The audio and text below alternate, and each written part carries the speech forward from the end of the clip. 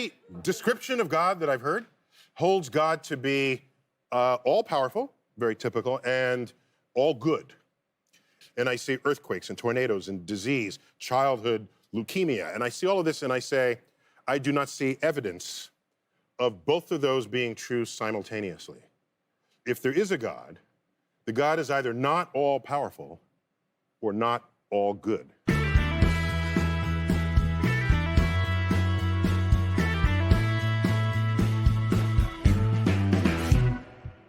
Fantastic. All right. Yes. Back to where we were with astrophysicist Neil deGrasse Tyson.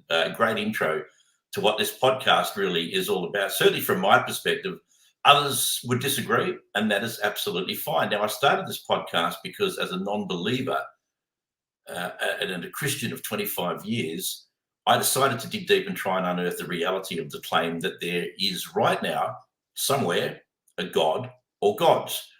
We don't get to see this God, the God of the Bible. We don't get to talk to this God one-on-one or face-to-face. We don't get to experience healings of people or to see prayers being answered. We want to know why there are such things as children's hospitals, if there is a loving, caring, powerful God, seemingly capable of anything and everything. Pretty much like every other God of the thousands of gods that we believed in back in time, but have now been replaced by knowledge and science. And lo and behold, nothing happened when these so-called gods were discarded forever.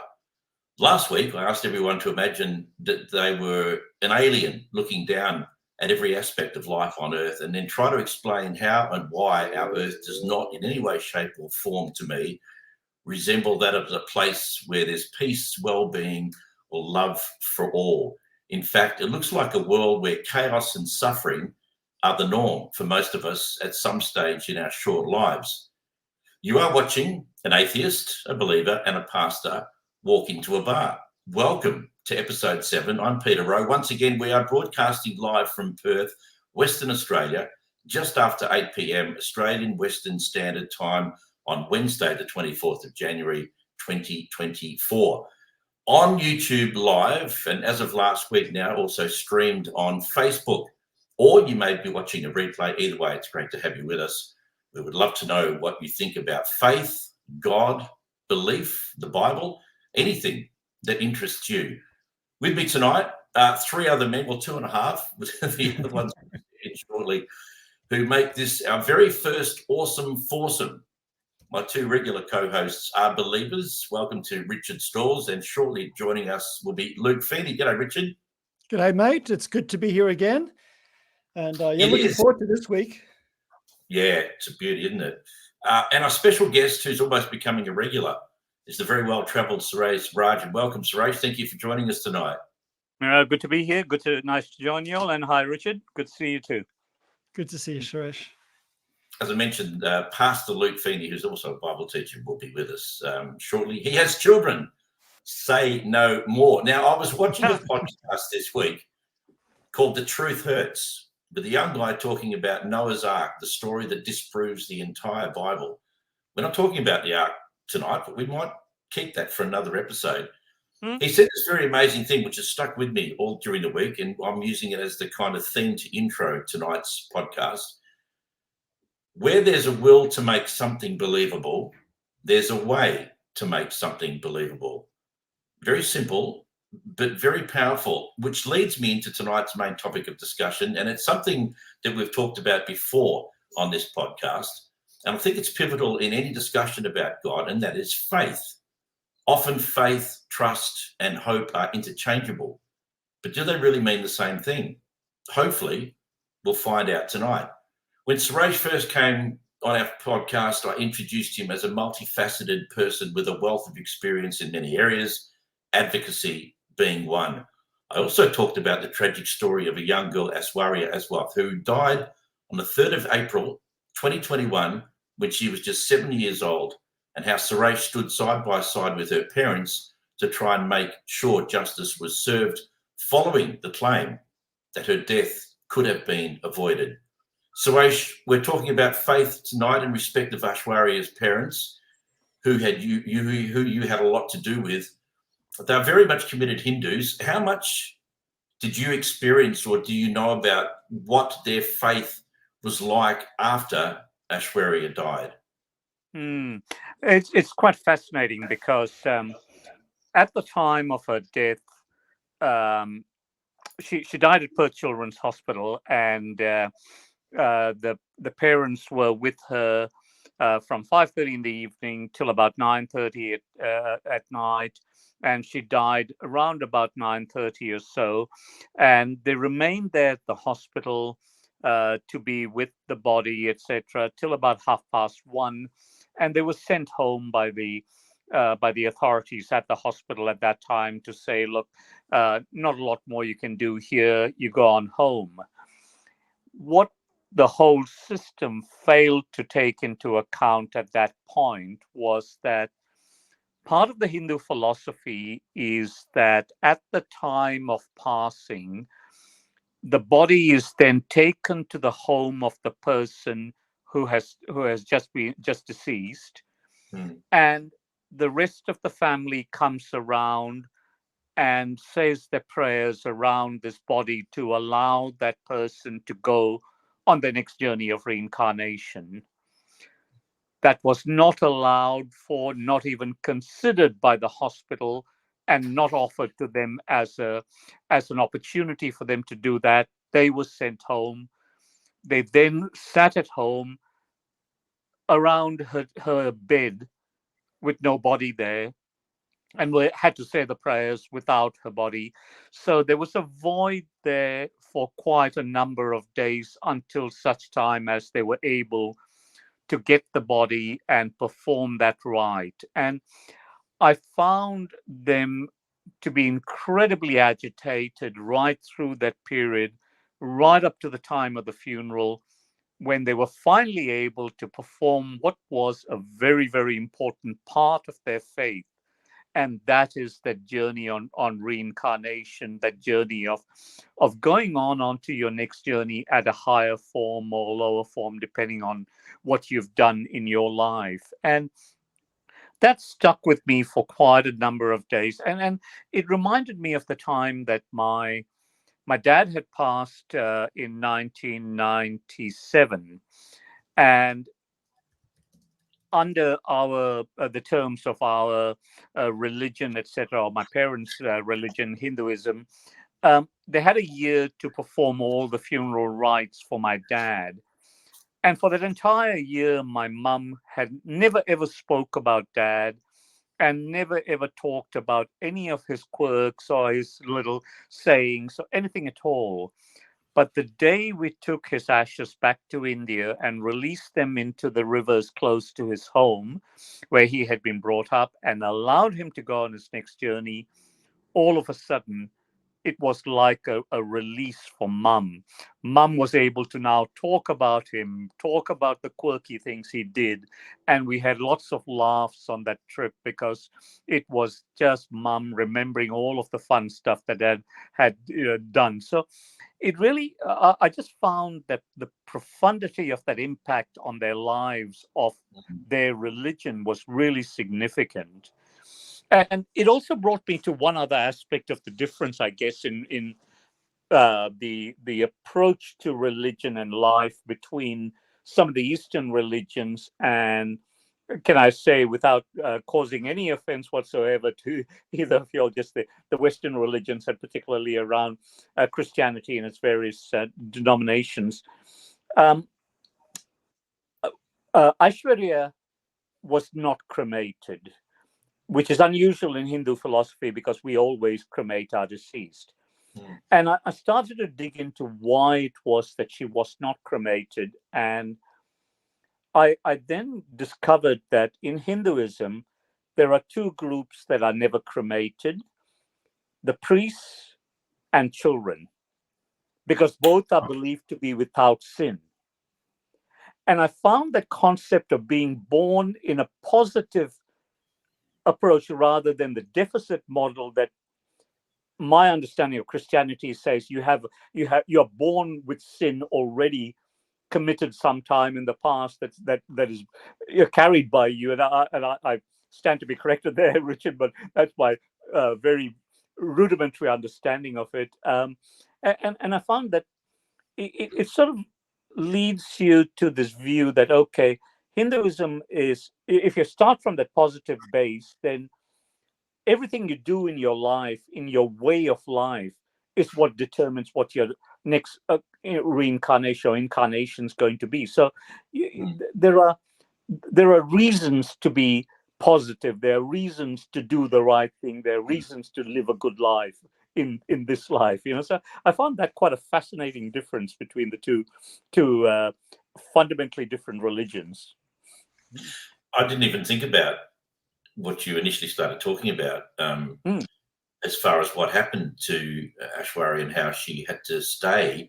And I can only assume, Suresh, that the parents would have pleaded with the authorities to be able to take her to fulfill what is fundamental and so important in their belief, and they were refused. Now, I would also understand that they would have their reasons for doing that, which makes it a very tricky situation to either break the rules of the authorities within the health system and allow it to happen, or break the rules as far as Hinduism goes. And obviously they didn't get what they wanted. That's tragic. And it was compounded by a number of things, because they wanted. It was a couple of days later when the CEO of the organization rang the home to offer his condolences, and I happened to be at the house, and I took the call. And at some point in the conversation, I said to him, we do need to know where the body is. We still have no idea what you've done with the body. And his response was quite staggering, because he just said, I actually don't know. I'll get back to you within the next hour. Now, you're the CEO of the organization. Wouldn't you have tried to find out before you rang? But anyway, he rang. And when I asked him about it a couple of days later, he said, you've got to understand, Suresh, that at the time of her death, we had to ask for an autopsy to be done because it was a sudden death and all of those things. And therefore, it became the responsibility of the Attorney General's Department and the coroner's office, and no longer the health department's responsibility. And my response to him at that point was, at what point in that cycle did she cease being our daughter? Because it suddenly had gone, and it was I guess it was the cold.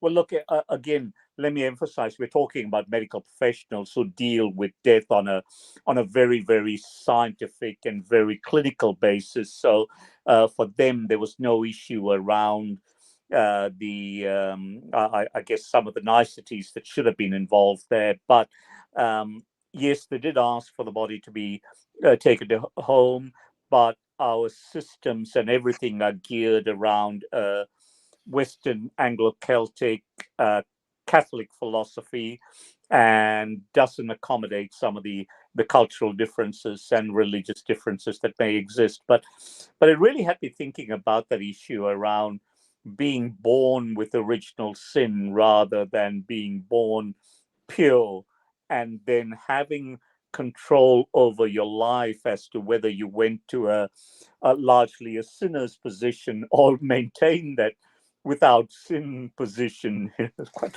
a fascinating thought that went through my mind at that time.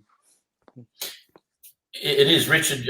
Just bring you in at this stage to talk about that before we go back to what we're talking about with as far as Aishwarya's parents want to find out about the impact of that. They were challenged. Their faith was challenged on all sides. The original sin idea of concept, as opposed to being born pure. What do you think about that? Yeah, Suresh is right. I guess the majority teaching, especially in sort of traditional Catholicism, and a lot of Protestant kind of teachings followed suit as well, around original sin. And this in its sort of most extreme mode is the first humans sinned, therefore every other human not only is born into a broken world, that's one story, but they take it a huge step forward to the point where they say original sin is actually original guilt, that somehow before you've even had a chance to have a thought or an action, that you've somehow inherited the guilt of some very distant, possibly non-existent ancestors. The way I'm putting it, you can tell that I don't truck too much with that kind of philosophy. Back in my youth, I would have quietly nodded my head because I thought that's probably what I had to believe to sort of stay in the family sort of business of being a Christian, I guess. But in more recent years, I really have discovered a strand of ancient Christianity, probably more toward the East branch, which is interesting because the Western branch was very influenced by a range of theologians that sort of stuck really strong. But there's a strong Eastern strand of Christianity that never saw that. Their view of sin was very much the idea of, instead of a judicial guilt-based thing, is very much like we look around, people are broken. Sin is a brokenness that needs to be healed.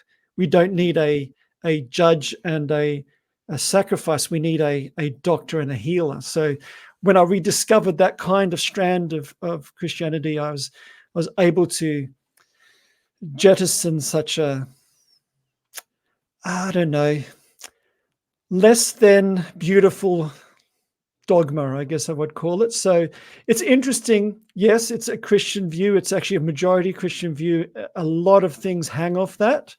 But I think I've discovered you can be a Christian without necessarily holding on to that piece of the puzzle. So not everybody will agree with me, but hey, that's okay.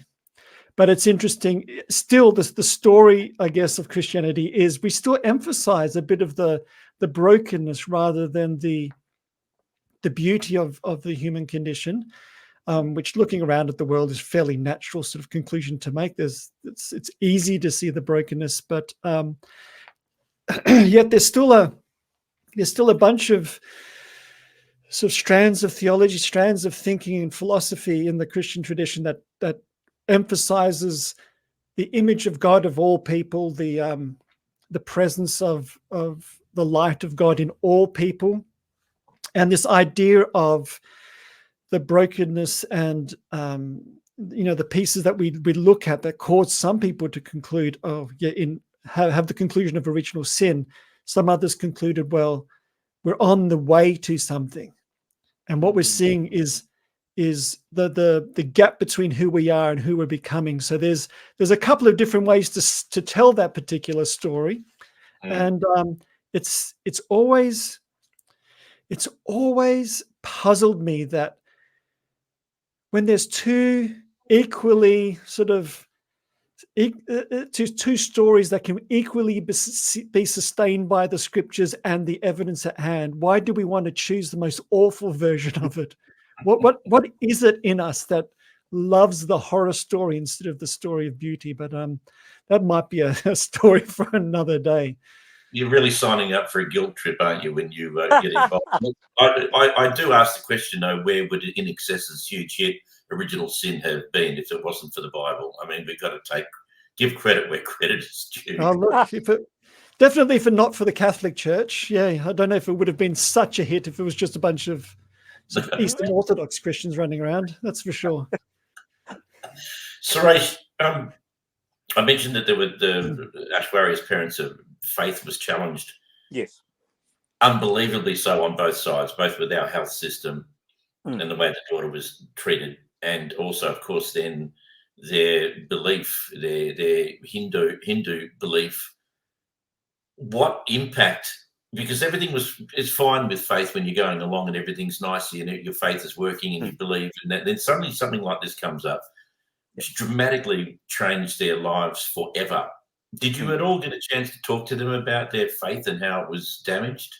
Yeah, look, I did it at great length with Ashwat, in particular, the father.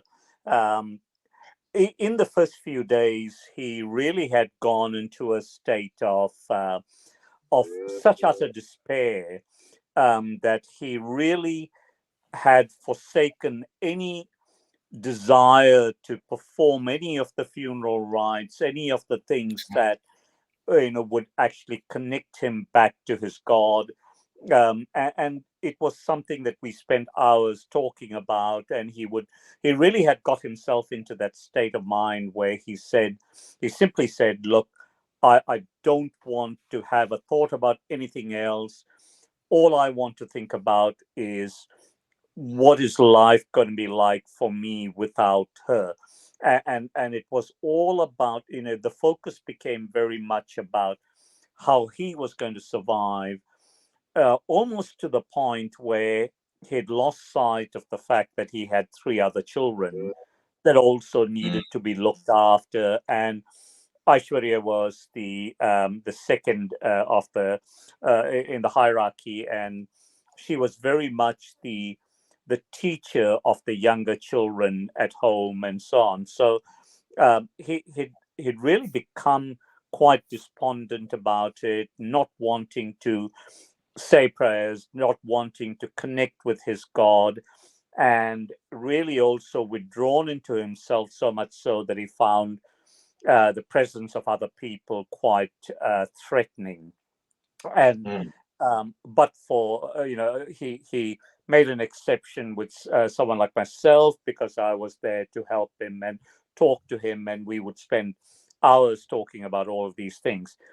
His wife, on the other hand, became far more entrenched in her belief, and actually provided almost, and she took on all of those responsibilities that would have been his to perform in the funeral and the religious aspects of his life.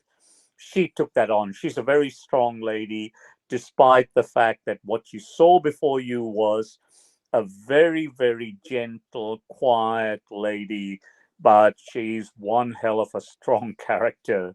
And she just stood so strongly by his side, made sure that all of those things were done, maintained all of those religious beliefs that needed to be undertaken. And Ashwat's mother was also here, the child's grandmother.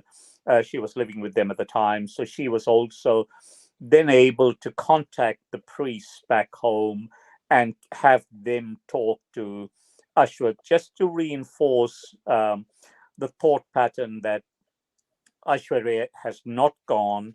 She is simply going on another journey, and she will be she will be in our lives forever. That was the concept of reincarnation was just something that we had to really teach Ashwath all over again. That belief in reincarnation, sorry, rather than the concept of it, the belief in that concept was something that we had to just reinforce to Ashwath. And the funeral didn't occur for close on to a month or so, because of the various autopsies and various other inquiries that needed to be undertaken, and the need for the body to be available for all of those investigations to be undertaken, etc. So on the day of the funeral, I saw Ashwath for the first time go to the coffin and really release just a whole massive load of emotions out there. And all of a sudden, after that, it was he resolved that he would go to the gravesite every week and say the prayers there, do all of those things, and just reconnect with Aishwarya on her next journey. And that really, it was that day of the funeral, because of the uncertainty up to that point as to what's happening with this body. We don't know what's happening with it. We can't let it go on its next journey. And all of a sudden, the next journey part of their belief system just overtook everything. And that gave them that comfort that here's a person without sin, and we know that a person without sin is always going to go to a higher form. And Aishwarya was going to that higher form now, and that gave him that relief and comfort. Are you still in contact with them? Very much so. Yeah, we are. I spoke to them only this morning. Actually, we talk to each other probably every week, at least a couple of times, and yeah, we connect regularly, and keep talking about all the things they want to do. Please pass on our best wishes to the family. It's something that we all watched from afar.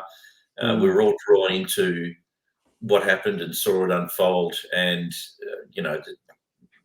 the words just don't suffice no matter what we say. But please pass on our best wishes, and I hope they continue to believe what they believe. Look, the belief has come back in a very, very strong form for Ashwath. He's much more resolved, and they've been back to India to do some of those pilgrimages that they needed to do as part of the faith journey. So they've done that. They've gone to the various holy sites that were close to their home, and they've traveled quite extensively in India to do all the various pilgrimages that needed to be done as part of the farewelling journey, if you like. Which is so they've done that, and it seems to have come back in a much stronger form now, and much more committed to it now. Thank you for giving us an insight into that.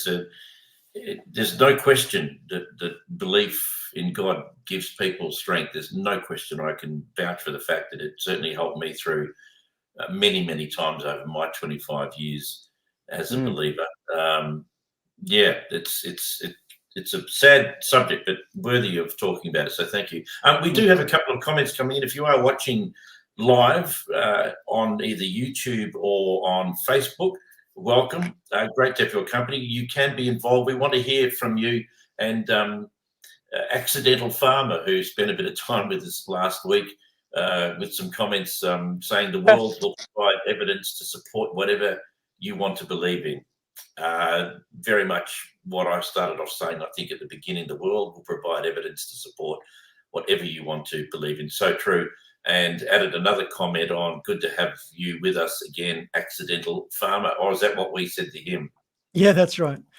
Oh, you put that in. Okay, it's the same color red. I thought it was. I thought we were blue and they were red.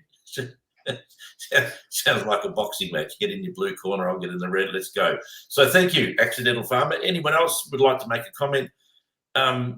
Faith, we are talking about tonight, the challenges of faith. And earlier I mentioned truth, hope, similar words to faith. From your perspective, Richard, as a learned man of some 30 plus years that you've been a believer, and also very much a philosophical person who loves that part of dealing with the intricacies of God and religion. What do you think the difference is between faith, hope, and trust, or are they all pretty much the same? Well, it's a big question. I think they all sort of belong in the same sort of space. Maybe if we're talking about a country, they might all live in the same city, but they are different things, and I think they're different depending on who you talk to. But for me, when I think of faith, I tend to think that is like belief in terms of a particular direction that might be informed by history and culture. So it might have a creed, it might have some dogmas, it might have some very specific content that is sort of is set in history for some of the big religions.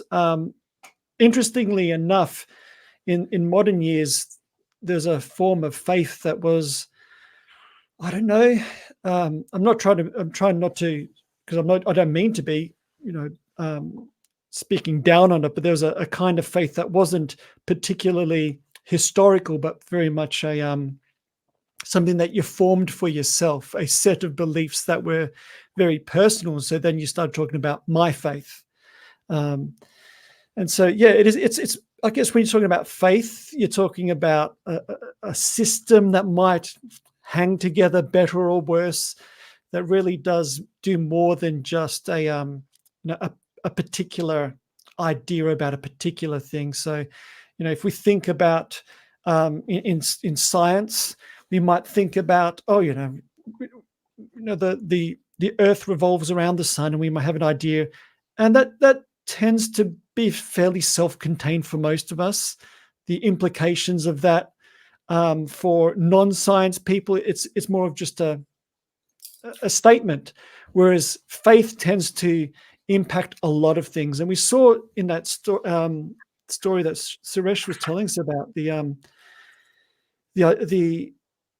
unintended consequences of a medical system that is, first of all, built on a very Western, even maybe sort of Catholic kind of understanding of the world, then sort of married with a bit more of a sort of the scientific and legal framework that brought in, produces a system that impacts all the way through to the point where we see it when it hits another faith system where these two things didn't meet, and well, one's got to give in to the other, and how disappointing that rules and regulations were the things that we've chosen to trump people.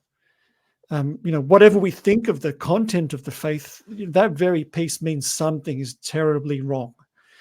So faith tends to be like a system, and hope and trust are in the same kind of things, because it's in that space of, what do I think? What do I believe? How do I navigate this life? And hope tends to be, in my mind, something that we're projecting maybe into the future, maybe even into that space between what we can sort of know, quote unquote, for sure. There's always this gap, like, oh, there's that piece. And so hope sits nicely in that place. And trust, I've got some things to say about trust in the Christian context, but trust is a little bit more easy to get a handle on, because it's something that you're resting some of your expectations, maybe some of the decisions you're making, some of the ways you're structuring your life and treating others, and where you're heading and things like that. You're trusting a certain thing to be true or real, and all of that language gets talked about in the context of belief and religion and sort of the faith of whoever's talking. So, yeah, Beautifully answered, I thought. Question without notice. Yeah. My problem with faith is that I think it's misused to a large degree within the Christian community. It's the word that we put in when we actually run out of ways of trying to explain the lack of evidence, and the word faith fits in there beautifully, because I can't remember who said it once, but it's stuck with me for years that with faith you can believe anything.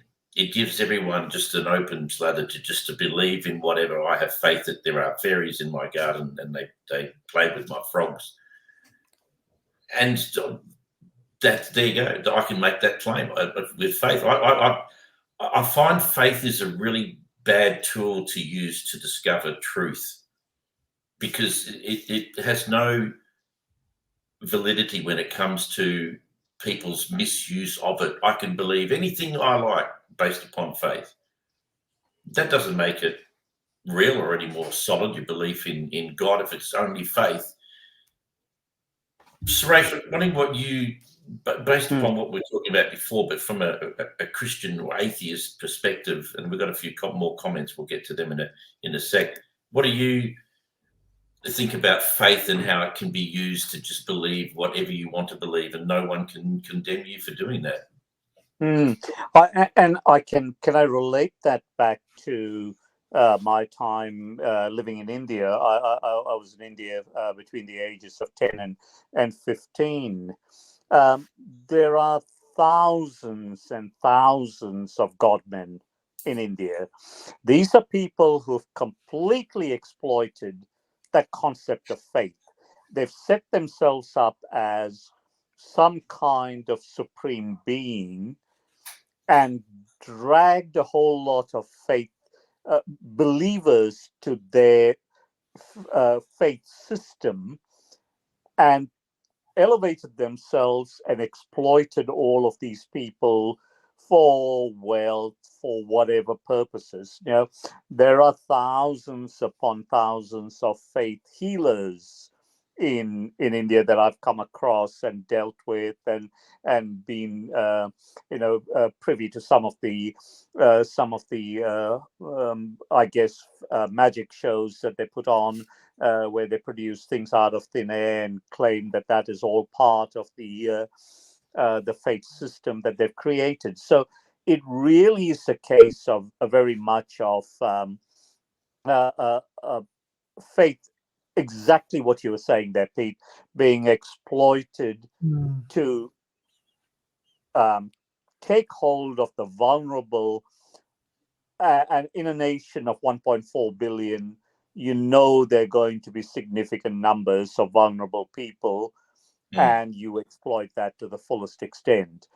So offshoots of religion. So you use a religious base like Hinduism, then create a faith discipline within that, and then create a whole set of new disciples and followers and adherents to that new faith discipline. And by placing different structures and strictures to that faith discipline, you've now created something that is sufficiently different from the original concept of Hinduism to have no validity whatsoever, but you've got it in a faith and a belief system that you've managed to capture. And again, you come back to that vulnerable person. Now, that vulnerability could be for a variety of reasons. Poverty is usually the one that comes up most often. All of us want to make sure that there is something there for our children. If we are unable to provide for ourselves, then we will look to something that someone else can assist us with. And that could well be this faith system that we think is going to help us provide for our children and our descendants. The other thing that causes that vulnerability could well be illness. I noted that my father, who had been a believer as a young person, and then become largely a non-believer, and at the time that he was diagnosed with cancer, he suddenly became a believer again, and that gave him the solace. But if he had gone down a certain path, he might well have ended up with one of the faith healers and been taken advantage of. But fortunately, he chose to have it in the mainstream religion, where we weren't going to. We hoped that there weren't people there who were going to exploit that faith. It's you mentioned your father's cancer, and I was just thinking about faith when it comes to doctors. We need to have faith that the doctor who's going to operate on me knows what he's doing.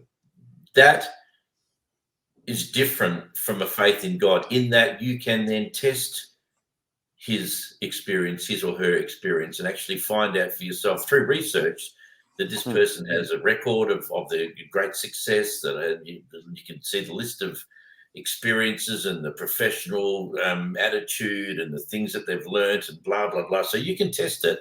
Therefore, your faith is rock solid in the doctor being able to. If it's not, then you go and find another doctor who is. That's very different from a faith in God, where you can't test it.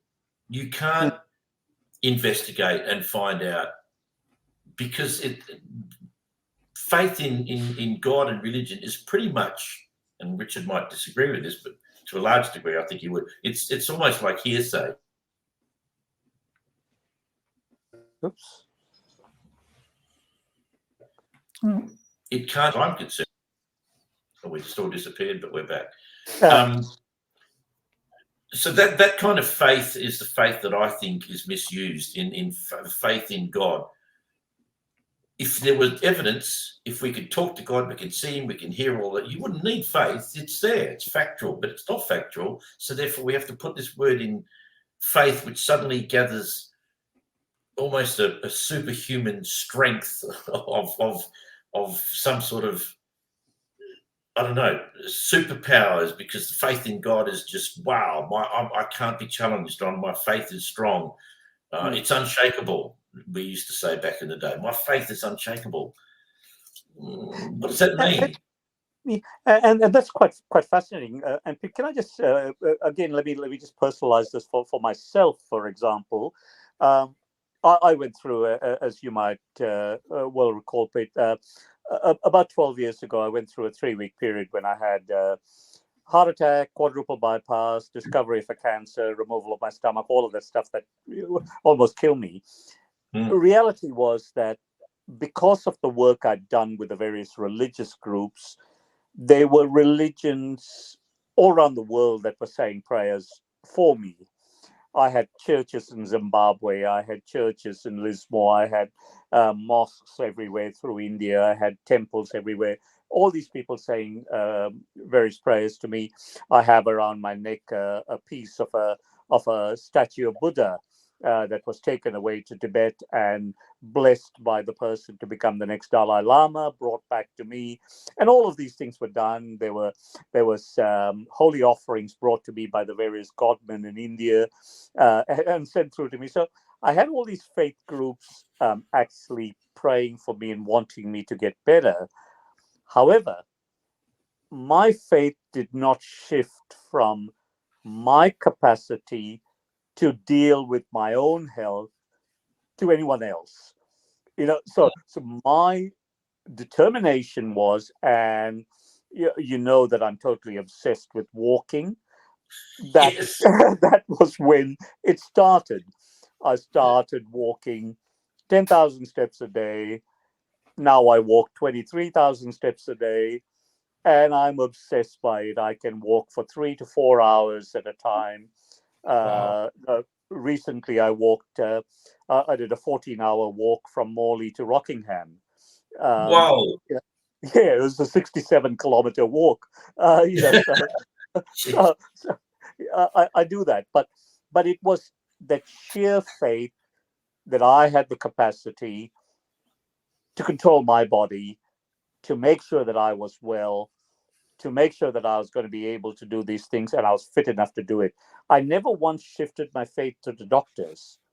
Yes, the doctors needed to treat me, and I never shifted that faith to the godmen, because my status was always that I am the determinant of my life, both in terms of what I do and how I do it. So yeah, but you're right. You can shift your faith to godmen or gods, or to the medical professionals. Me as an atheist, I choose to shift the faith back to myself and my capacity to deal with myself. You see, I like that, because one of the things, and Rich might agree with this, that when you become a Christian, the reliance on God becomes almost obsessive. You're constantly told, and this is not in any way, shape, or form biblical. I can almost guarantee it's not. But modern pastors and preachers in modern Pentecostal and evangelical churches seem to have a great deal of joy in stripping away your individuality, and your reliance on God becomes so strong. That is, and I love what you said. Just by the way, can you stop with the walking, because you're making me feel guilty?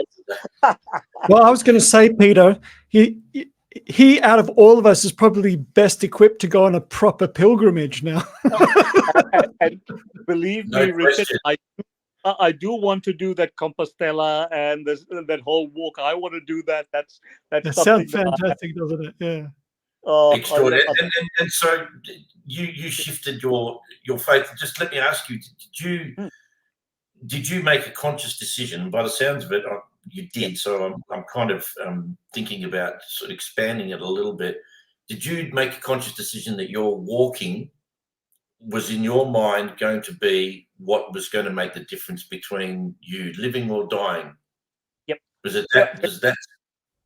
Yeah, it was quite that stark. It really was that stark. I knew that if I remained the way I was, and the reality was that every one of the doctors was saying 6 months to live, and that was the sort of outside best estimate. But every time I've talked about this on my Facebook page, where I've said, I believe that we are the determinants of our lifespan, our life expectancy. I have lots of people of faith who are, members of the clergy, etc., who will immediately come back on and say, well, we take a slightly different approach as to who determines whether you're going to shuffle off the mortal coil. But that's all right. I'm happy for them to believe that. I guess I saw my dad also go through a similar thing when he was diagnosed with his cancer. He was given 6 months to live, and he survived 11 years. Wow. And after the second year, there was no sign of the cancer anywhere. And his was a grade 4 cancer caused by smoking at a much younger age. One lung completely shot, etc. But the doctors simply said to him, we cannot operate. You're not going to survive. Not interested. And that was it. But he turned to faith, but he also started working on his physical health. And all of a sudden, and he lived all those lives. So all those years. So I actually believed very strongly that, and Peter is also the bastard in me that I wanted to prove every doctor wrong. Obstinate stuff. Perks. Yes. So it's a testament, isn't it, to the ability of human beings, what we are capable of achieving, in spite of being told no. I think it's wrong to give anyone a time factor. Yes. I think it plays in your mind. You got 6 months to live. So many people actually die exactly to the day 6 months after it happened. I speak at AMA conferences all the time, and I just say to them, it is not your right to tell someone that they have X number of days to live. Correct. It's not for you to determine that. And interestingly, I've talked about this on various radio programs or radio interviews I've done, and I've used that to help a number of other people who are journeying with cancer, people that I've never met. We've become very close friends on Facebook and so on. There's a young lass in Sydney who we talk to each other on Messenger probably once a week, and I keep talking to her about this. And she's gone from a position where she'd pretty much given up to now say she's going to be there for her kids. In my case, my kids were 7 and 9 at the time that I was diagnosed with my cancer. So, I had a lot to live for. I had a lot to look forward to. So that was my incentive. I needed to be around. But you might also remember, Peter, you having known me at that time, that I was at that stage, before I got sick, I was about 126 kilos in weight. Wow. I'm 59 kilos now. 59 as opposed to 126. 27. Wow. I mean, look, that's very, very encouraging, Suresh. So, and we're glad you're still with us. Accidental Farmer has jumped on with a comment. I think faith is belief in a system or set of ideas that are not supported by evidence. Well, that's just echoing pretty much what I said a few minutes ago, Accidental Farmer. I think faith is belief in a system or set of ideas that are not supported by evidence. So, look, I'm not sure. And I don't know what happened to Luke tonight. He hasn't joined us, but our other Christian man, Richard would probably nod his head in agreement with that, or not, Richard? Well, there's one way of talking about faith, which is exactly that. Peter, you and I have both heard it in church. Like, oh, just ignore that. Just have faith. It was like, that's if that's what faith is, that's what it is. I've found that some people don't think faith is that. I've never really thought faith is that, because as soon as faith is set in opposition to rational thought, based on evidence, it's then just it's gibberish. Because what are you choosing? You're just choosing something out of nothing. And it could be anything. So as soon as it's there, it reaches the point of gibberish, as far as I'm concerned. So, but the technical term I use for that is fideism. It's just like faith because, and so that there is a kind of faith that's like that. It's very real. It's in churches. In fact, it's preached from the pulpit even. So it's like, okay, so it's a real thing. And okay, but there is another definition of faith.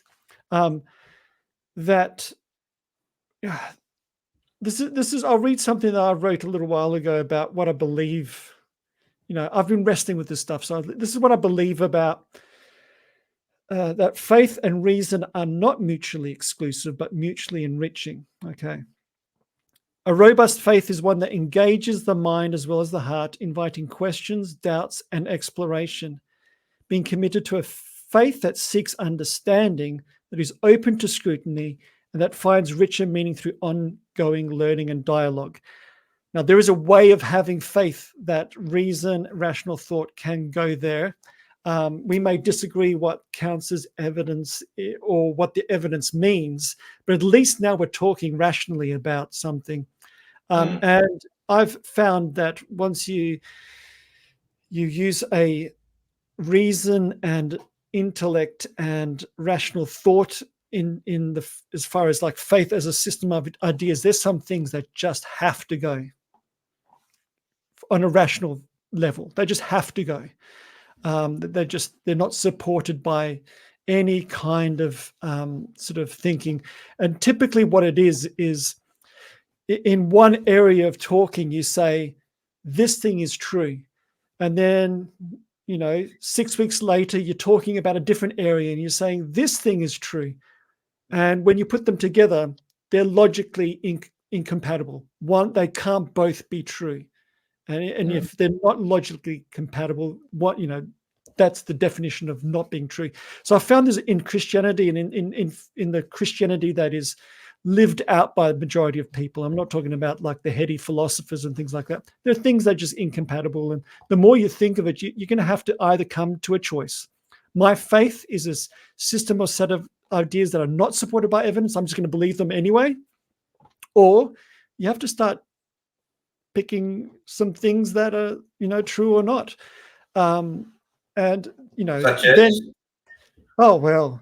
Such as, so one of the things I was taught growing up, and we're given, and Suresh, you would have seen this a lot as well, that we're in your travels around the sort of faith world. I've spent my time in Christianity and had friends in non-Christian faiths, but I think you've probably been closer. But faith, we get largely given faith, and many of us just live it out. The problems come when we start really examining them, and that's when we get into trouble. So one of the things I was given, Peter, this will sound very familiar to you, is the Bible is essentially a word-for-word version of what God wanted to be written. So it's like God's book. He wrote it through people somehow miraculously, but every word is exactly what he wanted to be. It is absolutely word-for-word true. Okay, that's one thing to believe, and evidence or not, you can choose to believe it. But when you start examining the actual words of that book, you've got things that are incompatible. For instance, my favorite is there's two verses in Proverbs. One says, basically, do not answer a person in their folly. I'm paraphrasing. And the very next verse says, answer a person in their folly. Well, okay. If you're taking the Bible to be like a didactic word for word teaching from God, that can't hang together. So you then have to go, okay, well, it's speaking in a different mode to didactic teaching. It's a Proverbs wisdom thing where you're juxtaposing things and you're sparking thought. You're not teaching didactically. So then you start sort of having to backpedal from it, and then you read things like there was, the account of creation. We were taught that is a scientific account of the beginnings of the universe. You go, okay. And then we look actually at the universe that we live in, and we find that those two things are incompatible. We actually are products of evolution.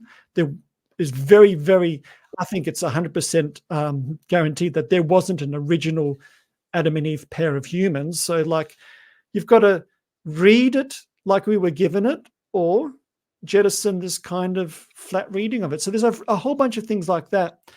I will say this as a part of it. In my journey of re-examining some of these more sort of stark things, you go, okay, there's a whole bunch of modern thinking where people are just sort of gesturing and saying, look, we don't think that way anymore. That's what the Bible really teaches. That's what Christianity really teaches. So we're going to teach something else. Although I've started to read some of the very early Christian writers, the early, they call them the mothers and fathers of the church, and many of them taught in ways that are very compatible with evolution, for instance, very compatible with a lot of the modern scientific ways that they didn't obviously teach that because science wasn't that back then, but their way of teaching the scriptures was very different to the sort of fairly well-off Pentecostal pastors that teach a little bit of nonsense nowadays. So there's a way of doing it that was quite interesting. But yeah, there's a lot. An unexamined faith. There's a saying, an unexamined life is a life not worth living. I've adjusted it to an unexamined faith is not a faith worth believing. I mean, it just sets you up. It sets you up to be a victim and of somebody else's teachings. I've just seen here Luke's joined us. I'm going to pop him onto stage with us. G'day, Luke. Gentlemen. Well, the afternoon shift's here. Yes. It was getting a bit hard. It was like two atheists versus it wasn't like that at all. Richie and I spoke about this, and we thought this might be psychological games that we could play where I kind of come in late and try to swing the tide a little bit. I do apologize, gentlemen. It's my youngest daughter. She turned 3 today, and the timeline blew out by about an hour and a half in getting home. And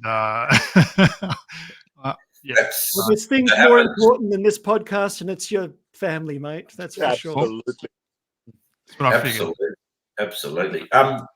So as you know, we're talking about faith, and you no doubt about to go back and watch the episode with what Suresh was talking about. It was all very fascinating. Just to backtrack a little bit, Rich, and I love what you're saying. Your stance on the Bible, I think, is not diametrically opposed, but certainly very different than Luke's. And Luke won't know what we're talking about. But something I heard during the week, which something we might touch on, or even have an episode of the male dominance. One of the things that stands out to me is the Bible, even right back to the men who were writing the Bible, and how the very first person that God created just happened to be a man, and the woman was only worthy of being taken from a part of the man. I mean, right from the word go, it's complete male dominance. Imagine if Jesus had been a woman. That would never have happened. So the male dominance thing just flows all the way through, doesn't it? And I think this could be worthwhile talking about, because I think it's to me, it's a book written by men for men in an era where males dominated. Women weren't considered anything compared to a man. they were certainly characters in the Bible, but not to the same degree as the men were. All the disciples just happened to be men. Do you know what I mean? It's just something I've been thinking about a lot lately, and you've been quiet, Luke, up until now, so maybe I might bring you in on that and just talk about that for a second. Oh, look, absolutely. I remember hearing, or not hearing, I saw you post something about this maybe a week ago or so, and I saved it because I thought, I'd love to comment on this, and then life just got in the way. But I knew it would be something that would come up, and I was hoping it would be, because what a fantastic point to make, and unfortunately for yourself, Peter, I think this could be one of those things where I agree with you more than disagree. I'd say unfortunately. Celebrated, brother. Listen, there's no escaping the patriarchal theme that runs through the Bible. There is absolutely a dominance of men. There's a lot of women throughout there, but the majority of them, you don't know their names. They don't warrant to even see the names. Now, in the New Testament, that starts to change a little bit, and there's some, when we look at the Bible in a certain, when we're looking for it, you actually start to see some pretty radical, representation of women for the time that it was written. But that's the point. We can't get away from the time that it was written, the culture that it was written in. The Bible wasn't written in a vacuum. I think for me, one of the biggest things that we need, that there's a lot of expectations that we have to release the Bible from. We expect it to operate in certain ways, and then when it doesn't, it can offend our modern sensibilities because we're thinking that it should be something that it's not. This is one of those things. It was written in a culture, in a time when the status of women, sadly and wrongly, was far lower than men. And from that, some very, very harmful theologies have been born out of that.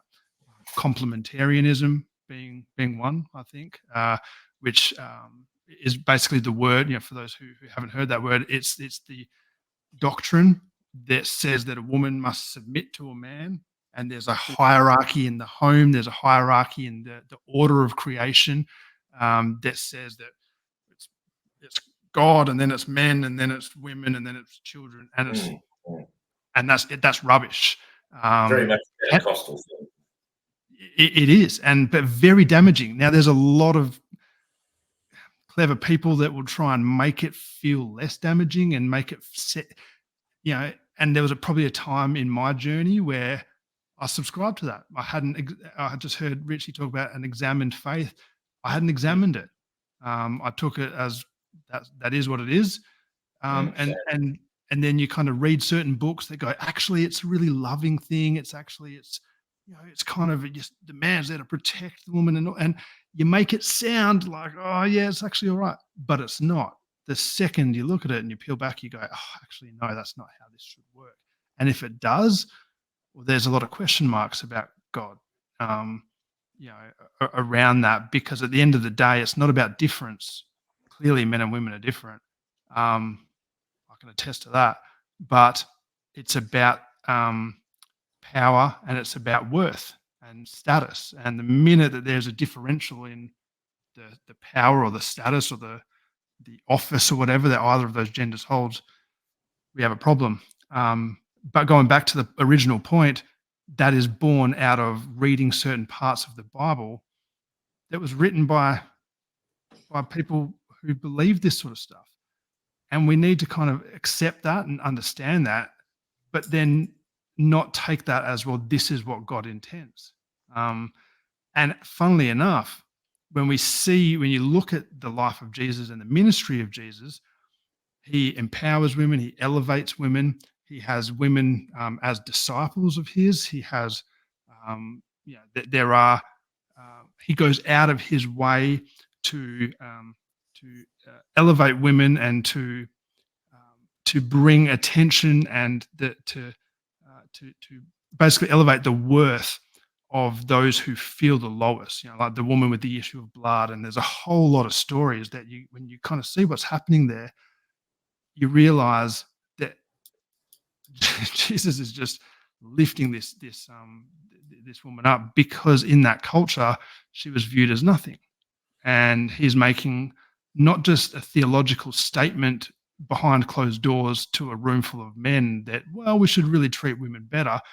He goes far beyond that, and he gets down on the ground with them, and he's drawing attention, and he's making, like, he's putting his actions into at the forefront rather than just words. And there's so many examples of that. But then we also have to understand that there's this was a different time. This was a different culture.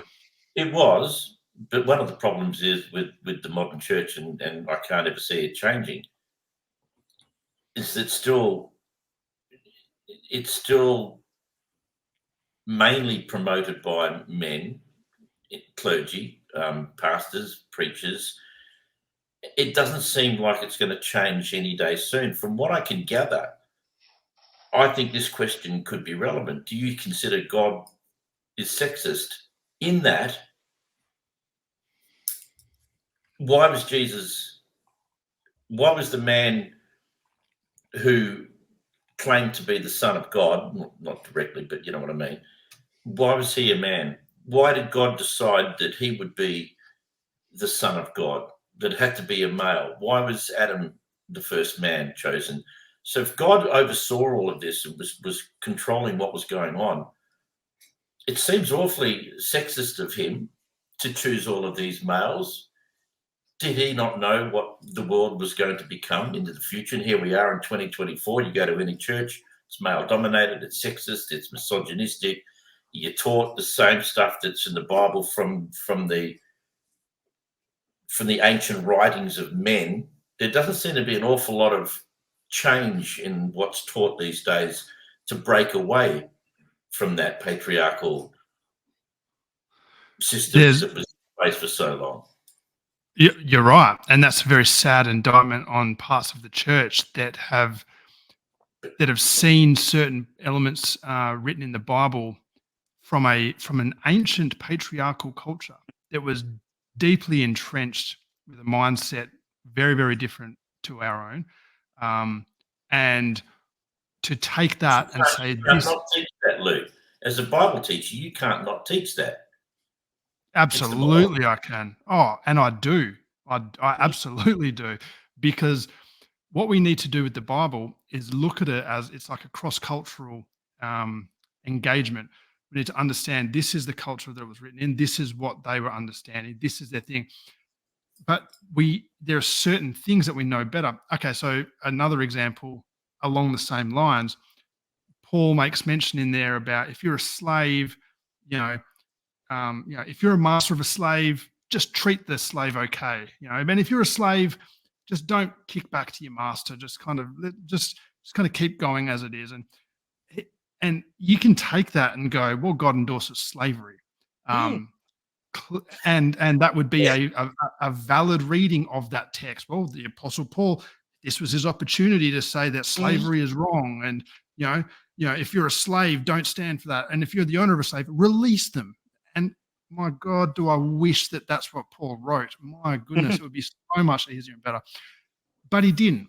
And maybe that was a lack of Paul's imagination, that the reality of that there are slaves and that there are masters could never change, or maybe one day, but there's no point in this letter to this church actually even addressing what might happen or hopefully will happen one day. I just need to kind of address the reality of this situation. Who knows? There's a whole lot there. What I do know for a fact is that God does not endorse slavery. God doesn't. There is nothing in the Bible that would, or in the character of God, that would want an institution, a horrific, demonic institution like slavery, to continue. Mate, sorry, Luke, I'm going to have to pull you up on that. That's just, I can't understand why you would say that. Beat your slave, don't kill them, just maim them, and that's okay. Totally. Yeah. In the Old Testament. Allowing slavery, and I don't understand. Well, this comes back to, did God write the Bible? No, he didn't. Men wrote the Bible, and Slave owners wrote the Bible. Slave owners wrote the Bible. That's right. Yeah. Well, it's either accurate or it's not. It's either accurate or it's not. Which is it? Make a decision and stand by it. I can't, because if I say it's accurate, which is accurate? Which bit is accurate? You need to understand that the Bible is a progressive revelation of men understanding who God is. It may start out with, don't beat your slave, or beat him but don't kill him, and then it progresses and keeps on going. So you see that with a whole bunch of stuff, sacrifice, a whole lot of things, because this is men trying to understand who God is from their own limited point of view, but it continually evolves throughout the course of the Bible. And there was one other thing that I was going to say, because I went off the track before with the. Sorry, I interrupted you. No, with the what was it? The original question was the patriarchy. Yeah, the fact that it was the firstborn was a male. Oh, yes. All of the Yeah, and why was Jesus the Son of God? Why was Adam the first man? Well, I think a good thought exercise there would be to go, well, if you're God and you're wanting to step into this situation to do something, to make a shift, God has to meet people where they're at. And I think you see that throughout the whole Bible in different things. He meets people where they're at. At the very start, he meets them in, oh, you think you have to sacrifice your firstborn? Let me tell you, you don't have to do that. If you want to sacrifice something, go sacrifice some lambs or whatever. Now, does he need sacrifices? No, but did they need to feel that they had to sacrifice something at that given point in time because that was the ancient Near Eastern culture? Yes. Is it a good thing to sacrifice animals? No. Is it better than sacrificing your firstborn? Yes. So you're just moving the needle a little bit further. He's meeting them where they're at. Now, clearly that ends up progressing and there's no sacrifices and all that sort of stuff because Jesus was the final sacrifice. Like God was almost saying, that's done now. If you needed this last one, here's what it is. And we can talk about that whole concept another time. But I think it's the same thing with him sending Jesus as the Son of God. If he sent the daughter of God, the sad reality is she wouldn't be listened to in that time. Even if she was doing miracles and all sorts of stuff, it would have been an uphill battle because that's not what they were expecting. So they're expecting this violent warrior, Messiah, male Son of God. He doesn't send them the violent warrior Messiah, but he does send them the male Son of God. He does send this part of it to get a voice, to lend some credibility, I believe, and to then, be able to institute something. He created in the beginning. There was nothing. He created. He could have made it any way he wanted. There was no people. It was the beginning. He created the heavens and the earth, and he came up with the idea that the first person that I'm going to create would be a man. Right from there, that's it. You've set it's going to be patriarchal. Yeah, he could have made the first person a woman. He didn't do that because the people, not because you just said that because the people wouldn't have accepted it. There was no people. He could have made it any way he wanted when he started, which just is, to me, is another example of the inconsistencies and the crazy things that people choose to believe. So, Suresh, you were going to say something. Sorry, go on. Go on. Oh, just lastly on that, I was just going to say that's assuming that Adam and Eve is the creation story. I think that's a story. That's a myth. That's a beautiful story that encapsulates so much. And Adam just means like man, like mankind, and Eve means life, like the bearer of life. It's a mythological story to capture something so much greater, rather than just, well, God created a man first and then made a woman out of him after that. And even in that story, we tend to take it as, well, he took a rib out and and she's like lesser than the man. But if you actually understand the Hebrew behind it, that's not the case at all. It's like they're halved. It's almost like he cut Adam in half and then the other half became Eve in a sense. That's a truer picture representation of what that story is encapsulating. It's very much equal, which is very, very radical for that time, mind you. But in saying all that, that's a story. I think evolution's a far better understanding of how we Sure. develop. I'm not trying to get into the argument about Adam and Eve being a myth. I'm just trying to lay the groundwork for us of a clear understanding about the male dominance that we still have issues with in 2024. Started right from the beginning. Accidental Farmer, as he does, is putting more comments up, which is fantastic. Thank you, mate. Male dominance exists in every religion that I can think of. Yes, I don't think that's a coincidence at all. There were gods, female gods, back in the day, of course, our ancestors created, but, there are also many more men, or male, Thor and Zeus. We've talked about this before on the podcast. So, yeah, good comment, Accidental Farmer. 2 things before you go, mate. I want to know why you're called Accidental Farmer, and where are you? I think was it him that said he was from California last time. Was that? No, that was the other one. Was the other Our guy? other friend. How sexist of me! I just called him Accidental Farmer, maybe a woman. Although He's sitting line. I know he's got a beard on the tractor. it could be a fairly hairy female, I guess. Don't go there, Rich. Suraj, what were you going to say before you were waving your hand? It looked like you had something profound. A couple of things that maybe Luke and Rich could probably just comment on, but I don't think we'll have enough time. We may need to devote further time. When I first got involved in all of this area around multiculturalism, one of the things that people who were of Catholic faith would point to as a deficiency in Islam, as opposed to some of the Catholic faiths, was that the Catholics have been through a Reformation and we're far more modern than Islam is. But from what you're saying there, Luke, it's almost like we're still going back to that ancient text that was written in a different time, and therefore those rules still prevail. Where's that Reformation to bring it to the modern day?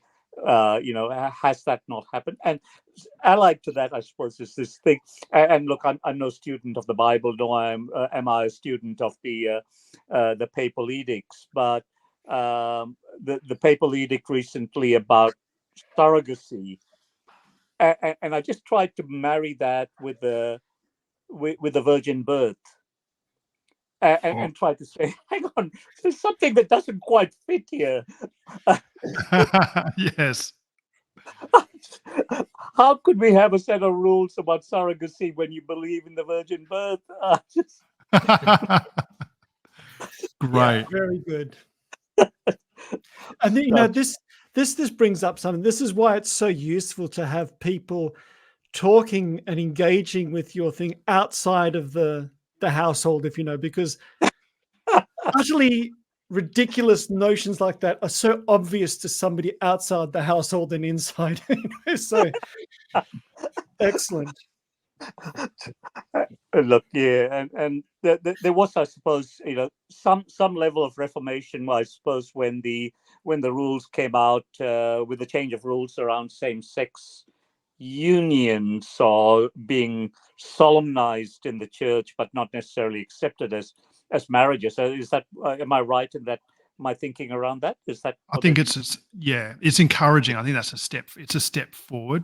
Is it the end? Is it where we want it to be? Absolutely not. But I was happy to see it. And I think the current Pope, and I'm not Catholic, but I think from what I've seen of the current Pope, I quite like the direction that he's taken. He seems to be. He seems to be far more progressive than them in the past, which is good. I think the point I was trying to make before too is just my concern about the modern church, and well, it's not called the modern church. It will always be modern church in the era where you're talking about it in, I guess. I can't call it the ancient church that we're involved with. It's just this, and I know you're different, Luke, on many levels, certainly from the pastors that I had teaching me in my 25 years in the Pentecostal I was going to use a derogatory term to describe it, but I changed my mind. Well done, Peter. Thank you. I'll tell you all in private. And anyone that knows me know that there's not very often I don't say what the first thing that comes into my mind, which gets me in a lot of trouble. But I think that my concern about what the confliction I feel, yeah, is that because the Bible is so male dominant, and I know the history you spoke of, Lucas, of why that was, and there doesn't seem to be any changes in churches these days and by the people who are teaching, because the irony is, to me, is that it can't be something completely different, because that is what the Bible has been dipped, if you like, in male dominance, and there it is. It's a historical book. You can't change it. It's done. It's the most read book in the world, and so I can't ever see how we get out of this misogynistic, male-dominated. Oh, luckily, I'm married to a staunch feminist, and both Rich and Suresh will testify for the strength of this woman, and I totally respect and appreciate it, because even from when we first got married, I was very much like my father. I was the man. I was the head of the house, and I was, sexist to that degree. And she sort of looked at me and said, that's not going to happen, pal. This isn't going to fly. It's not going to fly. It's crashing and burning as we speak. And so I appreciate so much that she did that. She dragged me into the modern understanding of men and women who've lived happily ever after like that, and understanding and appreciating that. And I think that's one of the dangers of even teaching the Bible, is no matter what you do with it, you can't get away from what it is. And what it is a male-dominated, sexist, violent book, which we won't go into too much at the moment, and how it's still being taught in church. Now, you change a lot of that, Luke, and I respect that and appreciate that, but not everyone else does. And so there's still just propagating this rubbish about men's attitude toward women, and it seems to almost embellish it. And when I was going to church, I remember once saying to my wife, said, okay, we can't agree on this. I'm the head of the house. Yeah. Okay. God, Jesus, me, then you. And I'm so embarrassed that I said that and thought that at the time. But that's what I was taught. And I thought it was okay. And I kind of enjoyed that, going, wow, she could argue what you like. I got Jesus on my side. Good luck trying to fight him. And so that's my concern about where we are these days. I can't see that it's possibly going to end. Sorry, just got another. I'll just jump in more before we go, because accidental farmer again. The world is basically run by alpha males, and this is reflected in religion, governments, and corporations, with the odd token women thrown in for good measure. I'm not sure you're going to get any opposition from that comment, accidental farmer. I think we could all nod our heads in unison and agree that is so true. And this is a part of the problem. There are people teaching a book which is embellishing that to a large degree, if you read it as it is written. And that's right. And you got closing comments. We've got probably another 10 minutes because we started late, but I'll kick that off just while it's fresh, otherwise I'll forget it. I think closing comments on that would be, if you look at the reason it's so slow to change, it is changing. There are pockets that you see. There are churches that have thrown this harmful sort of theology away. There is even recently some high profile. Rick Warren is a guy, mega church, purpose-driven life and all that sort of stuff. You probably know him. Got kicked out of the Southern Baptist convention, and because they started ordaining women pastors, and he examined that aspect of his faith. He looked at it and he made a public apology, saying, I never looked into this. I took it for granted that this was just how it was, that women were this and men were this. I've since looked into it and I was wrong. And I'm so sorry for that. And so they changed this whole thing, got him kicked out publicly of the SBC and all this sort of stuff. Now, that's one small thing. It should be happening more and more. My prayer is that it does continue to do that as people begin to examine their faith in a more critical way. That's not just that area. There's a whole lot of other areas. But the hard thing is the people that perpetuate this sort of stuff, because it gives you an element of control, doesn't it? You know, if you can have control in your household, like you said, even if you can't agree on something, but you are the husband, you're the head of the home, so you get to have the final say. You know, if you're enjoying that power, it's very hard to then try and deconstruct that and then teach that to your congregation as a male senior pastor. You know, that takes a fair bit of introspection and humility and actually listening to God, which is a difficult thing to do. Giving up power is not something humans do willingly or easily. That's why I think the cross and Jesus is so radical, but that's another story. So that's my closing comments, is that's probably why we're slow to see it, but I'm encouraged by, you know, I'm not the only one that's thinking this way. There is a movement and it's picking up speed, and it can't come soon enough because the patriarchy's got to come down. It's not right. Where do you think, what's the ultimate achievement that you're talking about? Is the slow changing progress? What could it become? An all-female priesthood. Yeah. Check the men out. It'd probably run a lot better. Oh, Well, the 100%. nuns have already done that to a degree. Yeah. You never I see was very, very much tongue-in-cheek. The battle of the sexes to replace a patriarchy with a matriarchy is not the answer. No. That was just It's pretty much, that's the theme of the Barbie movie. It's a very good movie. I think removing both of those words, patriarchy and what's the other one? matriarchy, yeah. Get rid of both of those. Egalitarianism is the only solution. Pure equal, two different yet equal.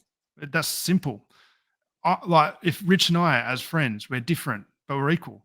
Very different. A friendship, a relationship. Some people are just a little bit more equal than others. Yes, that sounds very familiar. Yeah, and this extends to race and a whole lot of other areas. But yeah, whenever there is a differential in power, that relationship cannot flourish. True love cannot exist. So I think that has to be destroyed. It just doesn't, and it doesn't need to be there. Well, one of the small steps I think we have taken is talking about stuff. There are people out there listening, watching, who are going to agree or disagree, and that's what we're all about. So Rich and Suresh, your closing comments on tonight's gathering? Rich, you want to go first, and I'll Yeah, sure. So I'm going to just spend 2 or 3 minutes us debating whether I should do this. I'm just going to do it. You're saying altar call. Yeah. I see that hand. Suresh, I see Suresh's hand. It's up. Yeah, he's in. It's too late now, mate. You're in. Let's keep the intro. Sorry, mate. You're a Christian. Born again. There's people out there going, what the hell are they talking What the about? hell's going on here? If you know, you know. That's right. And if you don't know, you don't want to know. Yeah, you don't want to know. So how can you keep teaching a book that is so solidly situated in the time it was written? Well, it's because the Bible has never, the books of faith, especially, I know the Bible the best, has never been a static thing. And I'm going to give you probably a controversial take, but I think it's accurate. We read Genesis, and we're told by some people that's the absolute scientific account of the beginning of the universe, and others say no, it's a mythological beginning of the account of universe. But everybody says, yeah, they're Christian. Well, read the first the bit with the snake in it, and the story goes this way. If you just read that, if you forget it's in the Christian Bible, if you literally just found the scrap of book sitting on the ground and you read that, this is what the story would be. There was a couple of people in the garden, and in the garden was a tree that gave you eternal life, and there was also a tree that made you wise and knowledgeable of good and evil. In fact, it would make you like God. And God does not want these little creatures to become like him, so he says, don't eat it. But there's only one creature that tends to be sort of on the people's side and says, hey, that God is trying to stop you being like him. And he says, if you eat it, you're going to die, you're not going to die. So they eat it, their eyes are opened, and then God, in fact, if you read it, it's actually like, it seems to be like the gods, get really jealous, kick them out just in time so that they don't also eat of the tree of eternal life. So although they've become like him in their knowledge, at least kicked him out in time so that they wouldn't live forever and become a rival to God. That's a very valid way of reading that. And it's quite likely sort of where that story might have come from. That kind of myth of the beginnings and it's very similar to the other sort of myths of the gods and creation in the start. So that's where that story is very likely to have started, where God's actually the bad guy, the snake's the good guy, and as usual, the people are the victims. But we find it in now the story of the Judeo-Christian story, and it's actually transformed into a far different story. And this is before we got it. We can already see it transforming and changing and becoming a part of the story. It's like, this is the story of the people. Actually, we know, and this is where you'd have to sort of be a Christian and see it as an inspired Bible, inspired scriptures. It's like, okay, that's the story that we inherited as the people, but actually the story can be used to tell a far truer story. And then we start seeing it become more and more true. And you see all throughout the history of the compilation and the creation of the scriptures, it's changing, it's molding. It starts as one story and it gets edited and co-opted for empire and then rescued from empire by the prophetic voices. So the Bible's always been a dynamic partnership between the people who are discovering what God's really like, and it's been growing, changing, and moving with them. And so, although very situated in the time, it doesn't stand alone. In fact, the idea that the scriptures stand as some supreme authority is a very, very modern idea and is actually a heresy. I'm sorry, Christians who believe that. It is a heresy. It's never been that way. It's always been the word of God is Jesus. The Bible, to stand over Jesus, is to become an idol and is a heresy. So it's always been that way. So how can you take this ancient Bible and teach it today? We're just doing what the people of God have done from the very beginning, which is renegotiating our understanding of what it means to be a human being as God continues to pour light into us. And we understand more fully as we go along. So that's probably overstating it somewhat, but it is a true account of the history of the scriptures and the people of God. So I'll leave that with there. And you're a heretic, mate. I know I am. Oh, this is the funny thing. This is the funny thing. I agree with everything you said. If I sat next to some of the early Christian writers, they'd go, sounds very familiar. You're in. And if I sat next to some of the pastors that taught me, they say, you're out. Yeah. Oh, well, what can I do? What can I do but be honest about what I see and feel and understand, engaging my brain and my heart together in this thing. So that's what I would say about what we've been talking about. And depending on who watches this, I'll get in different amounts of trouble or praise. So we're both already cactus. I think our name's mud anyway, so we may as well lean in at this point. Oh boy. Suresh, Yeah, look, from my perspective, I must say that having these discussions reinforces my position of being a theist, but not an anti-theist.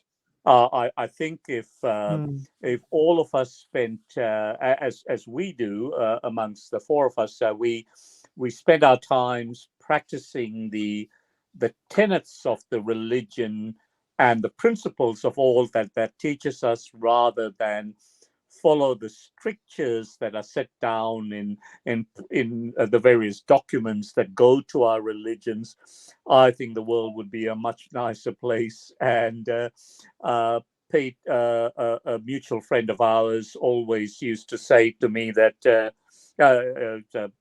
he was a pastor in the Baptist church, Graham Mabry. Always said to me that if I was an atheist, then he was the sugar plum fairy, because what he believed that what he believed that I did was I followed the principles of a religion. I just did not like organized religion, and in his view, if ever I wanted to be a part of a disorganized religion, come and be a Baptist. Nice one. Yeah, Graham Mabry, great light for our city. Well, I think we've insulted many people tonight at all sorts of levels, including all the Baptists. We're egalitarian. We insult everybody. That's right. I do apologise. I accidentally cut myself off from the screen and couldn't find my way back home. Unlike the prodigal son. I did forget to mention Accidental Farmer did, when I said, where are you from? He's actually a WA boy. Oh, really? Farmer is in WA. It doesn't say where. No explanation for the name. It just seemed a good idea at the time. And I concur. I think Accidental Farmer conjures up all sorts of images in my mind. But I understand. And it's fantastic and great to have you as a regular, and lots of comments from Accidental Farmer tonight. So we hope that you can join us again next Wednesday. We don't have a subject matter. Does anyone have anything in particular they are absolutely champing at the bit to talk about next Wednesday? No? I'm sure something happened between now and then to take us off to another tangent.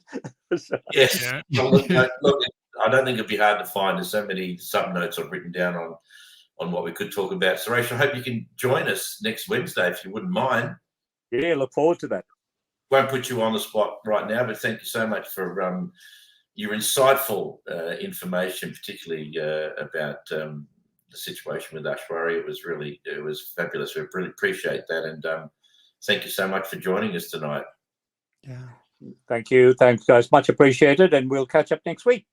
Excellent. And you get a bigger watch, will you? I can't quite see the time on that one. Look at the size of the hand from that watch. Matches your glass. So, yeah, Luke and Rich, thank you. Thanks to everyone who tuned in. We will do it again next Wednesday, 8 o'clock Australian Western Standard Time. Any passing thoughts before we head off, guys, or you're good? I think I'll make the whole episode next week. So, hey, that'd be good. Progressive. You're a brave man. Yeah, that's right. Fantastic. Always good to chat and disagree and agree and say things, I'm sure, that are thought-provoking. That's the point. So thanks, mate. I'm looking forward to rewatching the early bits. Well worth it. Yes. And for everyone who watches a replay of tonight's episode at the beginning, and you will see it, Luke, it's very, very strange. I had some website, I think it was YouTube, with one of our previous podcasts feeding back on me through my computer tonight. Every time I spoke, it came back 2 minutes later or something. It was absolutely weird and freaky, but I shut it down and everything was fine. So you won't hear what I could hear. So it looks like I'm probably having a fit of some description. These guys couldn't hear it. Only I could hear it. And it was really quite bizarre. So it got sorted out. Everything should be good next week. Thanks, guys, for your time tonight. Have a great week. Catch you soon. Excellent. See you guys. Cheers.